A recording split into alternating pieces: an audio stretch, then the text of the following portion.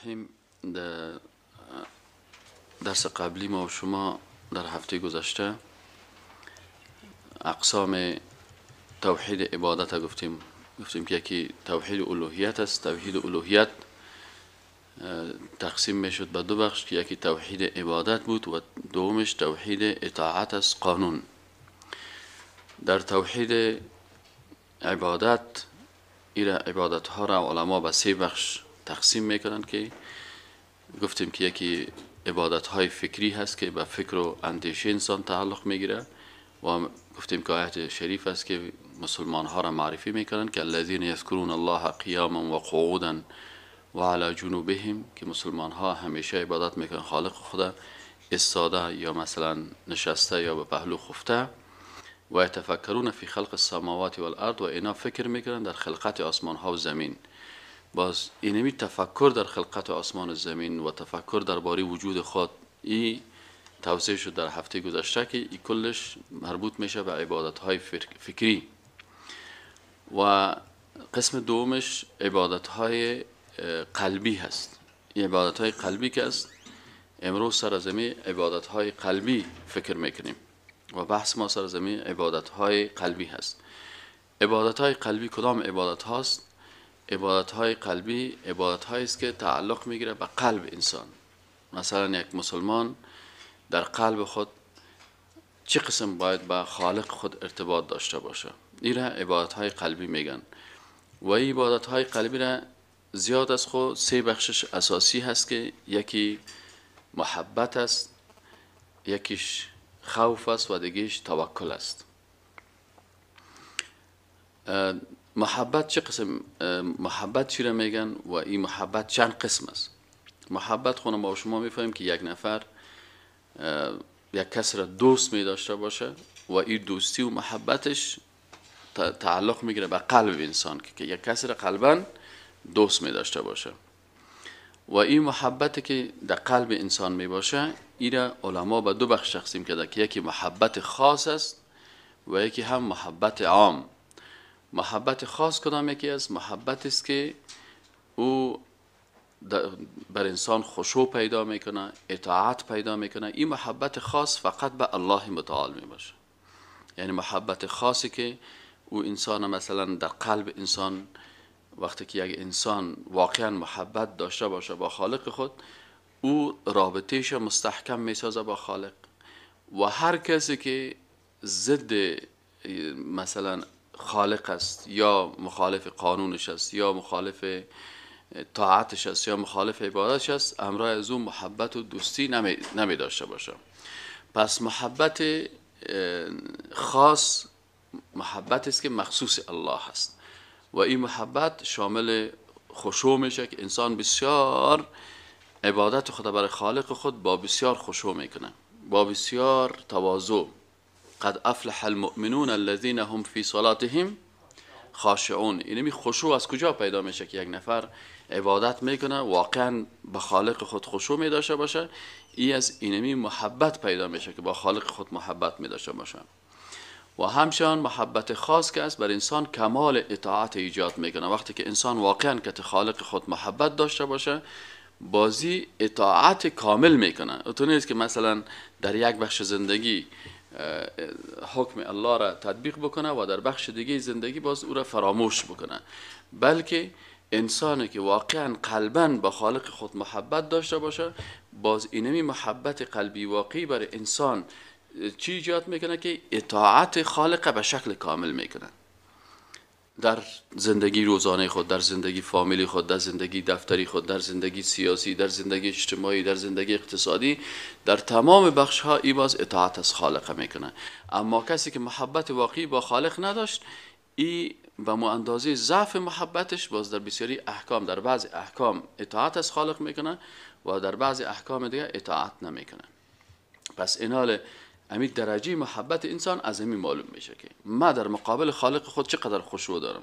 اگر واقعا ام خشوع و بردباری و تواضع ما به خالقم واقعا به اندازه بود که مرا به اطاعت خالق و به خشوع و تسلیمی به احکام خالق وادار ساخت، پس این محبت واقعی است که انسان پیدا میکنه. و این محبت خاص سبب از این میشه که انسان خالق خود برتر از دیگران فکر میکنه. مثلا احکام از احکام دیگران و قانون از قانون دیگران برتر فکر میکنه. این آثار اونمون محبت واقعی است که انسان با خالق خود می داشته باشه. از این خاطر در آیت شریف وقتی که الله سبحانه و تعالی در محبت خاص بحث میکنه و مثلا بر ما میگه که بعضی از کسایی هستن که یا محبتشان غلط است یا دروغین است، میگه و من الناس من یتخذ من دون الله اندادا یحبونهم کحب الله.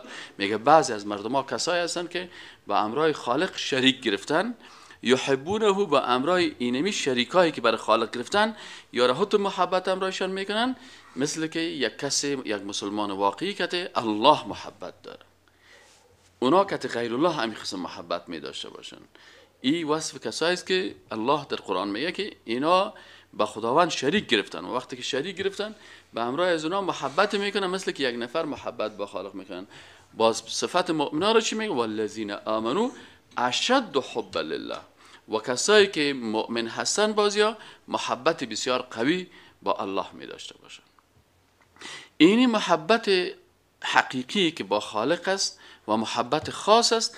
اگر در این محبت کسی یک مخلوق شریک میکنه، اینجا انسان مبتلا به شرک میشه، تواضع به غیر الله میکنه، سجده میکنه به غیر الله، پایای غیر الله را ماچ میکنه، میره پای مخلوق بوسه میکنه. این چی کرد؟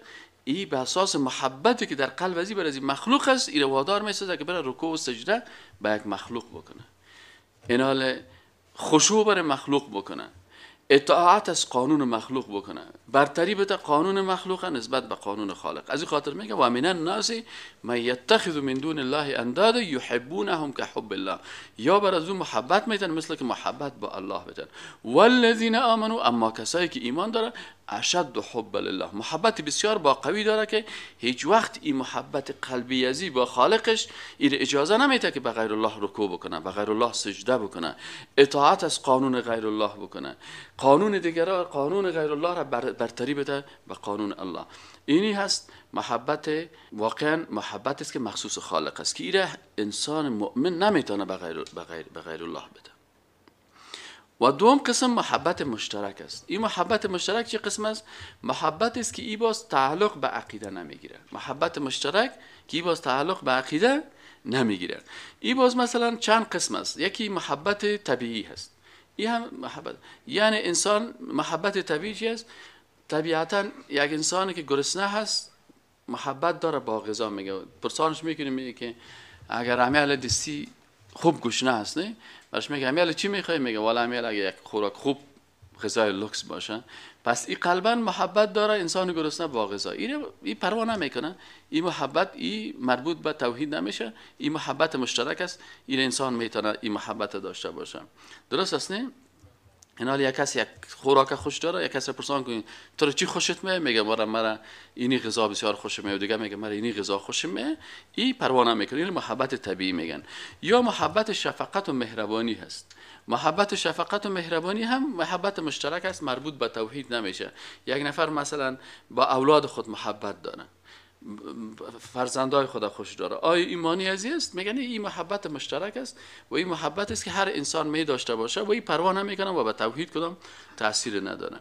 این محبت طبیعی چی میگن؟ محبت شفقت و مهربانی می داشته باشه. پدر محبت داره با فرزند خود، انسان محبت داره با برادر خود، فرزند محبت داره با والدین خود. این محبت چی میگن؟ شفقت و محبت مهربانی هست. دیگه قسم دیگه که در محبت مشترک است محبت انس و الفت است. مثلا وقتی که شما که یک کسی نشست و برخاست میکنین که دوستایتان، رفیقایتان، هم صنفیایتان، همکارایتان، بسیاری وقتا انسان یک محبت خاصی به همراه یک دوست خود می داشته باشه، با همسایه خود می داشته باشه، با یک رفیق خاص می داشته باشه و زیاد دوست می داشته باشه. میگه والا فلانی دوست مسئول، من بسیار دوست دارم، قلبا او را دوست دارم. پس اینی محبت ها تعلق به توحید نمیگیرن. لکن محبتی که تعلق به توحید میگیره او محبت خاصی هست که او محبت اطاعت است، محبت خشوع است و محبت برتریت دادن است. اونو محبت به خالق تعلق میگیرن. از این خاطر وقتی که باز مقایسه میشه بین دو محبت، وقتی که بین محبت خالق و بین محبت مخلوق مقایسه میکنیم، محبت خالق برتریت داره، انسان خشوع میده و انسان به اطاعت قانون از او میکشانه. از این خاطر اگر کدام وقت تکر میای بین از دو محبت، باز انسان با وجود ازی که این محبت های دیگه داره، محبت شفقت داره به اولاد خود، یا مثلا خوش داره مثلا دیگه دوستای خودن، باز اگر بین اینمی کسی که مخلوقات از بین محبت ازی و بین محبت خالق تکر پیدا میشه، باز انسان موحد یکتا پرست محبت کی رو برتریت میده؟ محبت خالقه. مثلا در مثال ما شما ببینیم که ابراهیم علیه السلام امتحان میشه از نگاه محبتش، امتحان میشه. ما و شما هم در امتحان قرار داریم.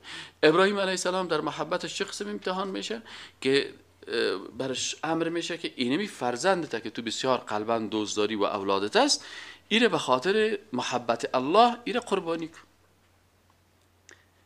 اینجا برای انسانی که محبتش با مخلوقات برتریت داره، برش بسیار مشکل پیدا میشه و سخت پیدا میشه. والا من چطور به خاطر اولاد خدا و بگیرم ببرم و با کارت و ایره در مقابل کل گیره مثلا ما بکشم. و اسماعیل علیه السلام آماده میشه که اونم کارت در گلونش گذاشته شد. اسماعیل علیه السلام وقتی که ابراهیم علیه السلام برش میگه، و میگه خلاص وقتی که امر الله هست، من تسلیم الله هستم، از جان خودم کردم. حالا یک نفر خدا بسیار دوست داره، هر کس خودش خدا بسیار زیاد دوست داره، لکن وقتی که باز محبت خالق باز میگن از محبت جان ما کرده، محبت خالق برتریت داره. از این خاطر برای خالق اگر آماده قربانی شود، برای خالق خود قربانی میده، مثل که اسماعیل علیه السلام خود دوست داشت، لکن وقتی که محبت خالق باز از خود تیر میشه، برتری میده محبت خالق و آماده میشه. پدر خود میگه که بیار کارد در گلوی مبان و خواب میشه و اونمون لحظه، ولی که الله باز او را مثلا به عوضش گوسفندی را میفرسته و ذبح نمیشه، این خب باز رحمت الله هست. لکن در اصل ابراهیم علیه السلام هم آماده میشه و اسماعیل علیه السلام هم آماده میشه. در حدیث شریف رسول اکرم صلی الله علیه و سلم چی میگه؟ میگه انا انس ابن مالک عن النبی صلی الله علیه و سلم ثلاث من کن فیه وجد حلاوت الایمان. میگه سه چیز است که اگر کسی این سه چیز داشته باشه، این امو لذت ایمان پیدا میکنه. کی پیدا میکنه؟ میگه ان یکون الله و رسوله احب الیه مما سواهما. میگه وقتی که الله و رسولش محبوب تر باشه برش نسبت به دیگران. حالا مثلا یک تعداد مردم هستن که از عبادت خود لذت میبرن، از دینداری خود لذت میبرن، از ایمانداری خود لذت میبرن، از حلقه درس که از درس خواندن دین لذت میبرن. بعضی کسا هست مثلا ما بسیاری وقتا میبینیم یک نفر در حلقه درس میشینه، از اول درس تا ختم درس یک 50 مرتبه فاجعه میکشه. از اول درس تا آخر درس یک 50 مرتبه خو بیچاره فاجعه میکشه. چرا؟ همین درس برش لذیذ نیست. اما این رسول اکرم صلی الله علیه و سلم چی میگه؟ میگه ثلاث سه طایفه مردم هستند که من کن فیه سه چیز است، ببخشید سه چیز است که اگر در وجود تو پیدا شد، تو باز لذت از ایمانداری میبریم. یعنی انسان یک نفر پیش روش 20 قسم غذا را بان، این از این 20 قسم غذا این لذت میبره. اما برعکس کسای دیگه هست که پیش روش هیچ نوع غذا نیست، 20 قسم کتاب است، 20 قسم عبادت است، این از این عبادت و اطاعت خود لذت میبره. از این خاطر مثلا یک کسی رو ببینی که شب کل شده ساز و موسیقی تیر کرده، یک نفر از خواندنای یک آوازخوان لذت میبره. برعکس از یک کسی دیگه از شنیدن قرآن لذت میبره. او به مو اندازه که از او لذت میبره. از این خاطر میگه که ثلاث من کن فیه سه چیز است که اگر در وجود کس باشه، وجد حلاوت الایمان، این لذت ایمان پیدا میکنه. اول از چی است؟ ان یکون الله و رسوله احب الیه مما سواهما. میگه که الله و رسولش محبوب تر باشه نسبت به دیگران. اینمی است که امروز ما و شما سرش بحث کردیم که وقتی که توحید محبت داشت، واقعا محبت قوی با الله و با رسولش داشت، نسبت به هر کسی دیگه، نسبت به جان خود، نسبت به فرزند خود، نسبت به خانواده خود، نسبت به همه چیز، باز اینجا بر از او لذت ایمان پیدا پیدا میشه. از این خاطر یک شاعر موحد است و چی خوبش میگه، او میگه که آن کس که تو را شناخت جان را چی کند، فرزند و عیال و خانمان را چی کند، دیوانه کنی هر دو جهانش بخشی، دیوانه تو هر دو جهان را چی کند.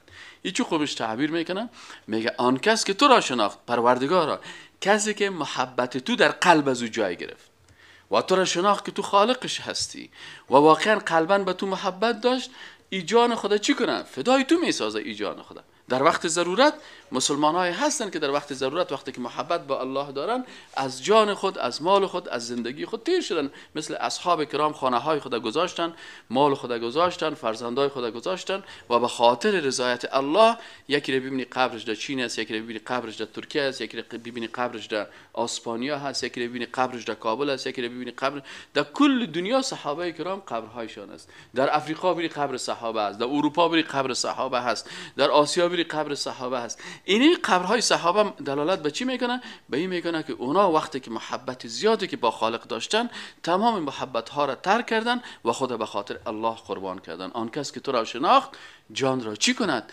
فرزند و عیال و خانمان را چی کند. وقتی که محبت قوی با خالق پیدا کرد، باز هیچ وقت فرزند ازی و عیال ازی و خانواده ازی مانع تطبیق قانون الله نمیشه. مانع چی نمیشه؟ مانع تطبیق قانون الله نمیشه. مجلس ازی بسیاری کساست مثلا والا ما دمی درس میایم، استاد خب ببخشید ما دمی درس میایم، خب بسیار ببخشید که ما یگان جمعه خانه فلانی بچه کاکایم چی میشم، میمان هستم، فلانی جای والا یک ختم بود، فلانی جای یک خیرات بود، فلانی چیز بود. اینا او بر از او چقدر چی میشه؟ مشکلش چی است که او محبتی از اونا هنوز محبت ازی بر قوی در قلبش جای نگرفته. که اگر من یک کلمه از عقیده توحید بفهمم، ببینین فرق از بین مسلمان ها. اگر ما تو مثلا در روز قیامت استاد شویم در مقابل خالق متعال و در پالی موضوع محمد ابن اسماعیل بخاری استاد شویم، او هم گزارش کاری خدا بده، محبت خدا به خالق ابراز کنه و ما خودت هم به خاطر محبت خالق ابراز بکنیم. ما و تو اگر بیم بر خالق بگیم پروردگارا چی کردی، والا من می روز جمعه رفتم دمی درس، عکس تام دیگه فیلم برداری شدن، دمی یک درس یک 50 دفعه خدا نت واز شدن. یگان اینکه فاجعه میکشه که استادم خو میبره، میگمش که می درس بگم با من خدا بریم بیادر بریم که خوتان میبرن، خوایتان پورا کنید. اما مثلا ما تو گزارش بدیم که ما چقدر امام مثلا محمد ابن اسماعیل بخاری که می صحیح البخاری رو نوشته کردن، او هم گزارش خدا بده بگه پروردگارا من تو را دوست داشتم. او میگه چه قسم مرا دوست داشتی؟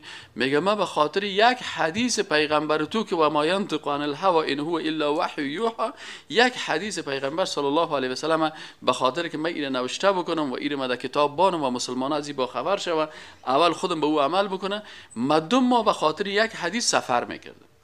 میبینید محبت یک نفر 2 ماه از مثلا محمد ابن اسماعیل بخاری بر شکست میگفت که یک حدیث است در عراق و یک حدیث است در مدینه منوره، فلانی عالم است در مدینه منوره یک حدیث رسول الله صلی الله علیه و سلم پیشش هست و یک عالم دیگه هست یک حدیث رسول الله صلی الله علیه و سلم در عراق پیشش است و برش میگه یک حدیث دیگه رسول الله صلی الله علیه و سلم است که برو در افغانستان که سابقا خراسان میگفتن در خراسان است. محمد ابن اسماعیل بخاری در اونمو شرایطی که نه موتر بود، نه طیاره بود، نه وسایل ترانسپورتی فیلی بود، او وقت وسایلش یا اسب بود یا شتر بود یا حیوانات دیگه بودن، اینال محمد ابن اسماعیل بخاری 2 ماه سفر میکرد و بسیاری اوقات پای پیاده، اینو تو میرفت گرسنه و تشنه و مشکلات و سختی ها و بالاخره در 2 ماه میرفت یک حدیث رسول اکرم صلی الله علیه و آله پیدا میکرد و اونجا وضو میکرد و 2 رکعت نماز میخواند. متوجه هستین؟ و باز بعد از او امو حدیث میگرفت.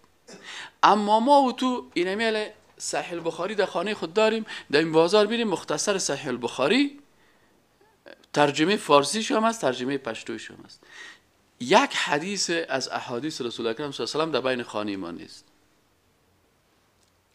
و وقت نداریم که اونم حدیثی که اونا جمع کردن به چه سختی ها، کل عمر خدا، زندگی خدا، مال خدا، فرزند خدا، خانواده خدا، کلش قربان کردن به خاطر از اینکه احادیث رسول الله صلی الله علیه و آله بر ما تو برسانه. و ما تو هم میگه ما هم محبت داریم. میبینی فرق است بین ما و از اونا. ما یک حدیث رسول الله صلی الله علیه و آله وقت خواندنش نداریم، و او به خاطر گرفتن یک حدیث 2 ماه سفر میکرد. ما به خاطر یک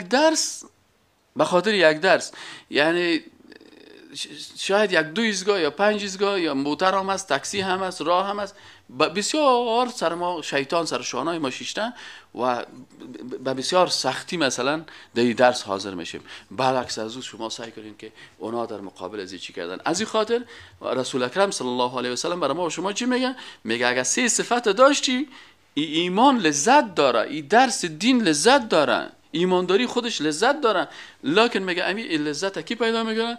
ان یکون الله و رسوله احب الیه مما سواهما، وقتی که الله و رسولش از دیگرها کده برش محبوب تر باشه. حالا ما اگر مثلا پیش خود لیست بانیم، آیا الله و رسولش از اولادای ما کده بسیار محبتش بیشتر است؟ خب سند کار داره. چی سند داری که الله و رسولش از اولادای تو کده محبتش بیشتر است؟ لباس اولادایت لباس کار داره و یک فقیر مسکین هیچ لباس نداره، به خریدن لباسایت قلب تو خوشحال میشه، به خریدن یک لباس برای فقیر و مسکین الله راضی میشه. تو رضایت کی رو بیشتر ترجیح میدی؟ برای اولادت چه قسم یک لباس میخری؟ خودت نفس خودته، برای خودت چه قسم لباس میخری؟ و یک فقیر و مسکین است، او هم به لباس نیاز دارن. این حالا اگر کسی محبت الله و رسولش زیاد باشه، در خانه خودت مثلا گروپ های بسیار لوکس است و در مسجد میری که در اونجا یک گروپ اما تو بسیار کونه خاکپر است و در اونجا بسیاری کسا راه هم پیدا نمیکنن، تفلکا درس میخوانن، درس هم چیز کردن نمیتونه، خواندن نمیتونه. حالا اگر یک نفر محبت با الله داشته باشه، مسجد خراب است از سالها، خانه خود مثلا 10 منزل جور میکنن ولی مسجد 1 منزل جور نکردن، این میتونه بگه که من با الله و رسولش محبت زیاد دارم. متوجه شدین؟ از این خاطر رسول اکرم صلی الله علیه و چی میگه؟ میگه ان یکون الله و رسوله احب الیه مما سواهما. ابراهیم علیه السلام آماده شد که اونمو اولاد خود به خاطر رضایت الله قربان بکنه، بکششه. اسماعیل علیه السلام کاد در گلوش مانده شد، آماده چی شد؟ آماده کاردم در گلوش نمان، پدرش یک کش میکرد، خلاص آماده بود. اما ای که الله نخواست که قربانی شوه و ذبح شوه، امتحان کامیاب شد، تا نزدیک امتحان رساندش، در اون لحظه نجات شد. پس اینال محبت از اونا با محبت ما و شما، آیا ما واقعا اموت یک محبت داریم؟ آیا الله و رسولش از خود ما کده محبوب تر است؟ مثلا خودت یک کسی دشنام میده، اگر خودت یک کسی دشنام بده چی وضعیت میگذاری؟ اما وقتی که پیغمبر دشنام میده در مقابلش چی عکس العمل نشان دادی؟ اگر یک کتاب تو نوشته کردی، می کتاب یک کس پیش روی در بته پرته، چی حال سرت قیامت میشه؟ اما کتاب الله در میگیره، تو در مقابلش چی عکس العمل نشان دادی؟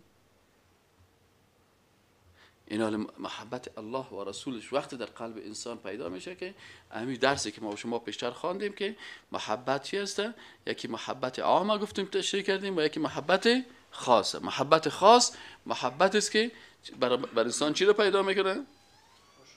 3 چیز اساسی که یکی خشوع رو پیدا میکنه و یکی کمال اطاعت پیدا میکنه و یکی برتری دادن پیدا میکنه. این برتری دادن از محبت خاص است. و محبت عام که گفتیم که محبت است که میشه انسان با مخلوقات هم داشته باشه و او با توحید چی نمیکنه. خب ان یکون الله و رسوله احب الیه، خب و دیگه چی گفته؟ و ان یحب المرء لا یحبه الا لله. این دوم چیزی است که برای تو حلاوت ایمان پیدا میکنه. یک کس را خوش داری، میگه اگر یک کس را دوست می‌داشته باشه، او را دوست نمی‌داشته باشه مگر به خاطر الله. اگر دوستای تو کسایی بودن، تو کسایی را دوست داشتی که او را به خاطر رضایت الله دوست داری، اونجا باز برای تو محبت چی پیدا میشه؟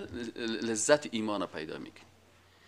یک کس را دوست داره به خاطر مالش، یک کسی دیگه را دوست داره به خاطر زیبایی چهرهش، یک کسی دیگه را دوست داره به خاطر قوتش، خوب قهرمان است، خوب فوتبالر است، خوب بچه فیلم است، خوب هنرمند است، خوب فلانیست. این دوستی ها حالا تقسیم شده در میکی کس. اما یک کسی را دوست داره به خاطر از اینکه ای دیندار ایماندار است. میگه والا من فلانی نفر را دوست دارم. چرا این را دوست داری؟ میگه به خاطر ازی که ای بسیار انسانی هست که کتازی بشینی الله به یادت میه، کتازی که بشینی رسول الله صلی الله علیه و آله به یادت میه، ایره که میمان کنی مجلس میمانی تو مجلس به علم و به تقوا این مجلس تو تبدیل میشه.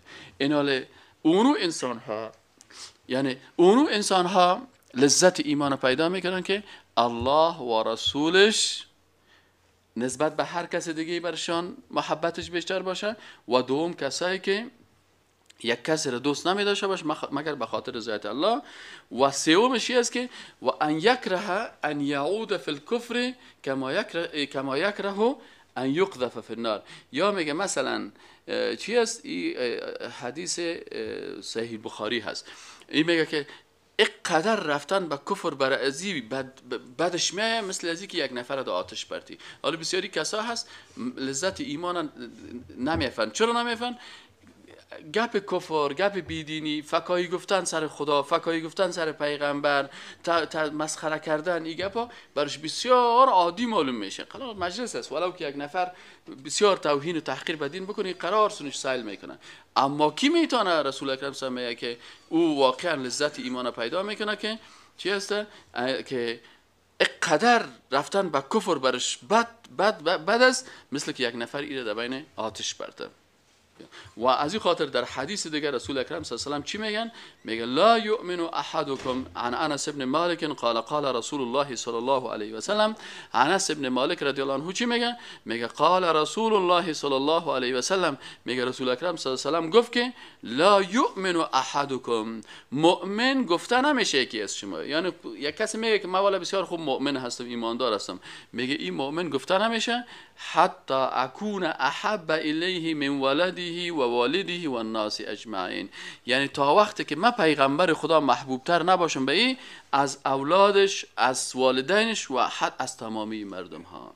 این حال اگر انسان مؤمن واقعی چیست، یعنی از این خاطر در بخش توحید برادرای که ناوقت آمدن، ما در اول درس گفتم که ما و شما در هفته گذشته خوانده بودیم که توحید عبادت سه قسم است. یکی توحید عبادات فکری بود، یکی عبادات قلبی بود و یکی عبادات مالی و بدنی. در این هفته ما تشریح کردیم اما عبادات قلبی را. عبادات قلبی گفتیم یکیش محبت است که این توحید محبت تشریح کردیم. دومش توحید چی است؟ خوف است. عبادات است که عبادات قلبی خوف و ترس است. این حال خوف چند قسم است؟ خوف اینجا علما میگن که خوف سه قسم است. یکی خوف اعتقادی هست، یکی خوف اعتقادی هست که انسان از خالق خود به خاطر قوتش، عظمتش و عدالتش میترسه. ذات با عظمت است، ذات است که جنت و دوزخ به دست از اوست، ذات است که زندگی و مرگ ما به دست از او است، ذات است که عدالت از او اگر در عدالتش گیر آمدی و جنایت کرده باشی الله تو را در جای داخلت میکنه که اونجا بسیار خطرناک است. قبر، پل صراط، دوزخ، عذابهای گوناگون.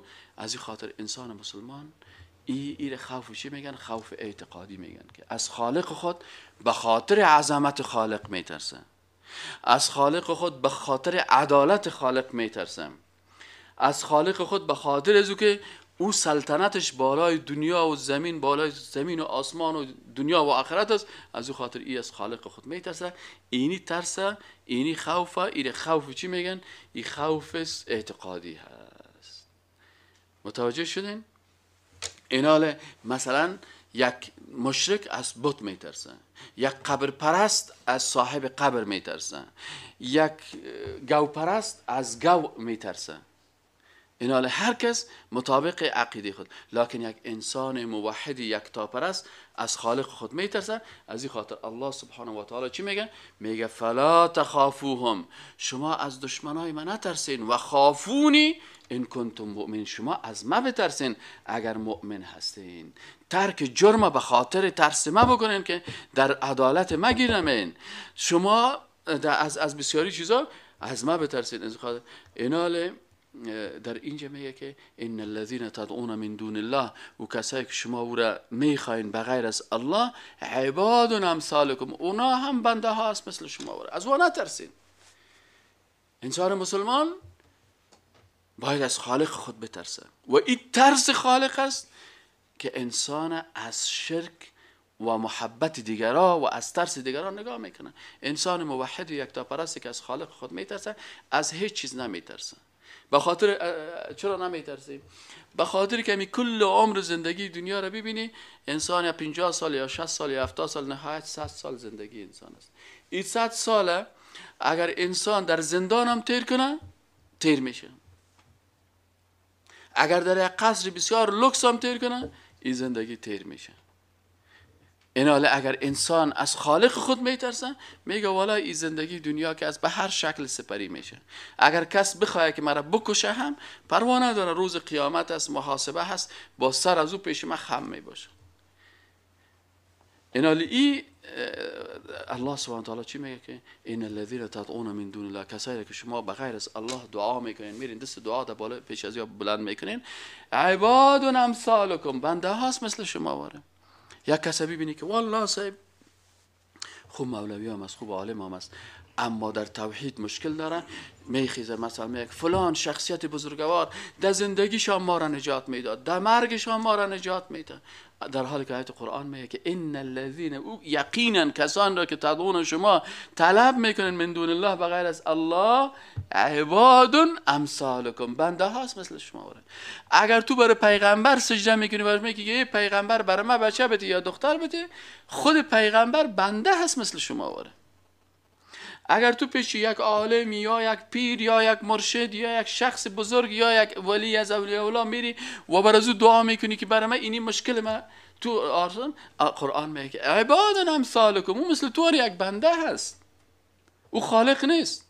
فدعوهم، برین صدایشان بکنین، فلیستجیبوا لکم، پس اجابت بکنه برای شما. 100 مرتبه برو دو زیارت چیغ بزن، یک صدا برات میگه که من اجابت میکنم.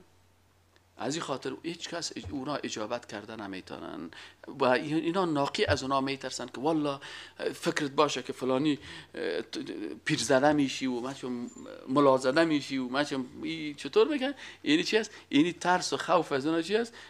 در حالی که قرآن عظیم شان میگن که عباد امثالکم، اونا بنده ها مثل شما واره، اونا هیچ چیز کرده نمیتونن. اما یجیب المضطر اذا دعا، آیت قرآن الله سبحانه و تعالی چی میگه؟ میگه کی میتونه که یک انسانی که در حالت اضطراری قرار داره، کی میتونه دعای حضور اجابت بکنه؟ آیا او کسایی که فوت کردن، او کسایی که خود نجات دادن نتونستن، او کسایی که خودشان بالاخره از این دنیا رفتن، او کسایی که خودشان زیر کوت خاک هستن، یا بت پرستایی که بهش یک بت میره که او بت بیچاره در کلیش یک تاج طلا را میمونه، داکو منگل سنگ می از کلیش هم طلا را میبره، او از امو طلای خود دفاع کردن نمیتونه. پس اونا بنده های هستن چی؟ امثالکم، مثل خود شما، اونا هیچ چیز کردن نمیتونن. پس از این خاطر میگه که فدعوهم فلیستجیبوا لکم ان کنتم صادقین، اگر شما راست میگین. از این خاطر از الله بترسین، مردم به عبادت مخلوق و اطاعت مخلوق چی نکنین، نکشونین. والذین تدعون من دونه، دیگه آیت قرآن چی میگه؟ او کسایی که شما دعا میکنین بغیر از او، لا یستطیعون نصرکم، او نصرت شما را کرده نمیتونه. به خاطر چی؟ او خود از او در عالم اسباب قید است. او خودش وقتی که مریض شد دستاش میلرزید، او خودش سرش کمک فشار آمد خودش وضعیتش خراب است. وقتی که ملک الموت در جانش آمد خودش تسلیم شد و مرد و جنازه‌اش بردن دفن کردن. او چطور میتونه تو را نصرت بکنه یا کمک بکنه؟ متاسفانه بعضی مردمایی هستن که عقیده خود از کتابا و همیشه بعضی کسا را ببینی که در مسائل اعتقادی گپ میزنن، همین عقیده حق و باطل از چی معلوم میشه؟ بفهمین. عالمی که در مسائل اعتقادی گپ میزد از آیات قرآن استدلال کرد و انسان قلبش به الله وصل کرد، این عالم موحد است. عالمی که قصه ها را شروع کرد که ولا فلانی شاعر تو میگه و فلانی یک ولی بود و فلانی تو میگه ولا فلانی صاحب تو میگفت و از قصه ها میگه که قلب مرد